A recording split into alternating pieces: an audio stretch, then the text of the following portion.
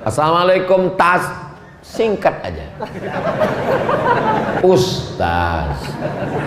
Ustaz bahasa Persia, artinya orang yang tahu segala perkara. Itulah ustaz. Saya tak tahu segalanya, maka saya hanya menjawab yang saya tahu, karena diskon tas.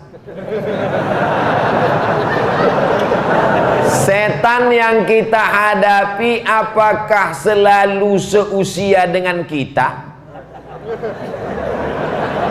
Atau setan yang ada sejak Nabi Adam, sudah pengalaman ribuan tahun?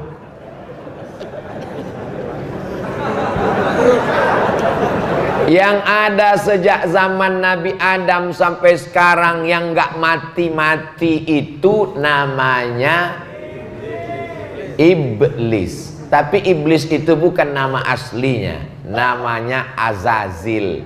Karena prestasinya 1000 tahun beramal naik langit 1, 1000 tahun naik langit 2, 1000 tahun naik sampai 7000 tahun, akhirnya dia selevel dengan malaikat-malaikat. Jadi Azazil ini ibarat masuk CPNS dari golongan 2B. Karir, meniti karir sampai ke atas. Pas sampai selevel dengan para malaikat, lalu kemudian kata Allah, wa idh qulna lil malaikati isjudu li Adam. Kami perintahkan kepada seluruh malaikat bersujudlah kepada Adam. Fasajadu, semuanya sujud illa kecuali iblis. Iblis artinya putus asa dari rahmat Allah SWT. Itu yang dari dulu nggak mati-mati. Adapun yang pengikut-pengikutnya, yang bawah-bawah, yang pion-pionnya itu bisa mati. Itu namanya komunitasnya jin. Jin yang jahat-jahat namanya setan, yang baik-baik namanya jin Islam. Induknya, general manajernya, GM-nya iblis. Nah, jadi begitu lebih kurang susunan hierarkinya. Nah, di antara setan-setan ini juga ada setan yang kelas tinggi, ada yang kelas bulu, ada yang kelas bantam junior, ada yang baru masuk, ada yang amatiran, ada yang baru manusia setengah setan. Nah gitu, yang ini bisa mati. Nah, yang menggot, ini pertanyaan seumur-umur saya tausiah, ini pertanyaan yang agak sulit. Kira-kira yang setan dengan kita itu, Pak Ustadz, kata dia, apakah yang tua atau yang sebaya dengan kita? Sampai sekarang kita belum dapat kurikulum vitae-nya. Apakah dia ini? Tapi yang jelas bahwa ketika kita lahir, setiap manusia yang lahir itu nangis. Ternyata ada satu setan yang menusuk pusarnya, maka anak itu nangis. Maka Sayyidina Hasan dan Husain dibacakan Nabi doa, u'izukuma bikalimatillahi tammati min kulli syaitani wa hammati wa min kulli ainil lammah. Yang hafal bacakan itu, u'izukuma bikalimatillahi tammati min kulli syaitani wa hammati wa min kulli ainil lammah.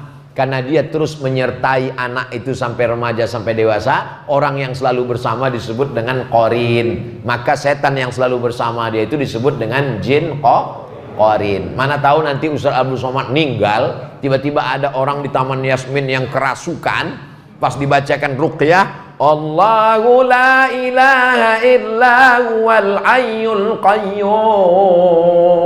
Tiba-tiba dia muncul, Assalamualaikum. Ada mananya lu? Ini siapa? Saya Ustadz Somad. Itu bukan Ustadz Somad, karena Ustadz Somad sudah meninggal, ruhnya sudah berpindah ke alam barzah. Lalu yang itu adalah jin qarin. Ustadz Somadnya meninggal, jinnya belum meninggal. Tapi apakah jin akan mati? Jawabannya kullu nafsin dha'iqatul. Jadi cerita perjawabannya adalah bahwa kita tidak tahu apakah jin kita itu lebih tua atau lebih muda, karena setan itu banyak sekali, ada yang menyertai kita, itu yang terus pergi bersama kita. Mau ikut dia ke WC nggak jadi, karena kita sudah baca tangkalnya, Allahumma inni a'udzubika minal khubuthi wal khaba'ith. Jadi orang yang nggak baca doa itu, setannya ikut masuk ke dalam dan streaming. Pas kita mau makan, setannya mau ikut, nggak jadi. Kenapa? Karena kita baca Allahumma barik lana fima razaqtana wa qina azabannar. Hadisnya dhaif, hadis sahih bismillah. dhaif boleh dipakai untuk fadhail amal, enggak masalah. Lalu kemudian maaf ketika akan berhubungan dengan istri, maka dia menjauh ketika orang baca Allahumma, lupa pula bacanya. Nah, artinya apa? Supaya kita diselamatkan. Artinya kita hanya disuruh berdoa minta perlindungan, tidak disuruh mencari tahu kira-kira setannya jenis kelaminnya laki-laki, perempuan, apa LGBT, apa dia asli atau impor. Nah, itu tidak. Jadi tapi pertanyaan ini berkualitas. Pak Ustadz, bagaimana caranya menghadapi ketika orang masih ada tapi anak pertama tidak pernah mau ke rumah, tapi setelah ortunya kita udah wafat, anak pertama baru datang ke rumah sama istrinya, ini nanya apa curhat? Untuk selalu mengeluh permasalahan belum bayar kontrakan.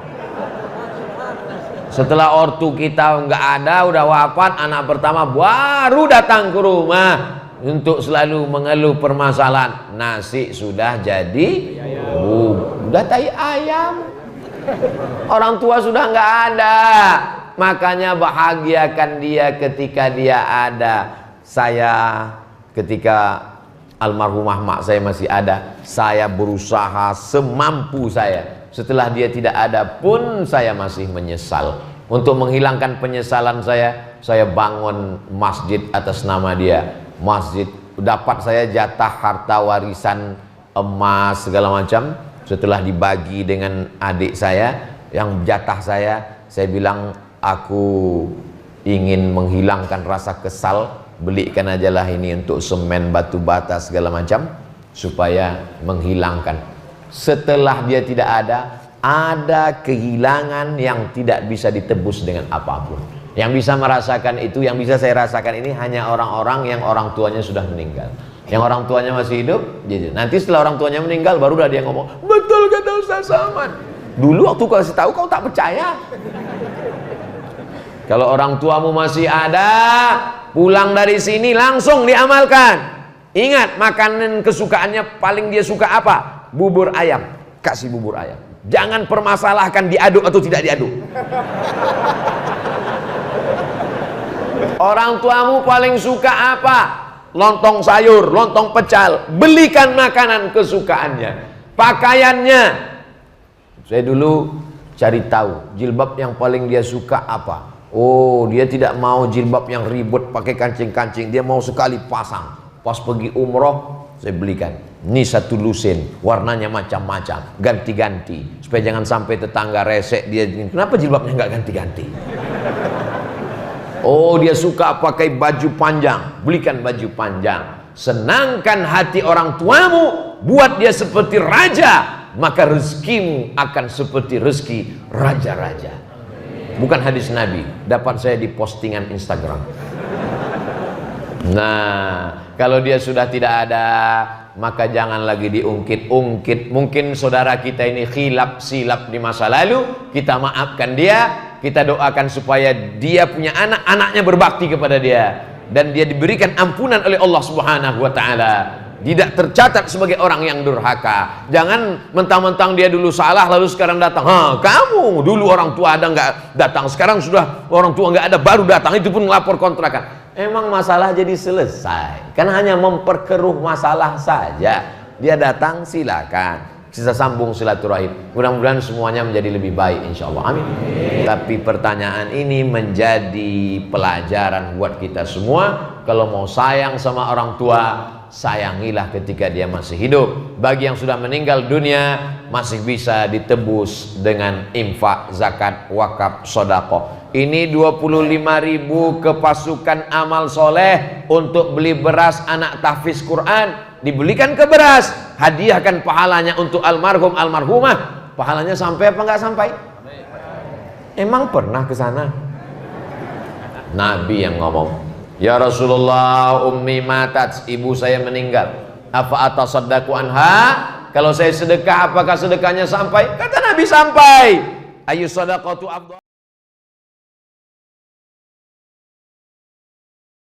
Jangan lupa like, comment, and subscribe.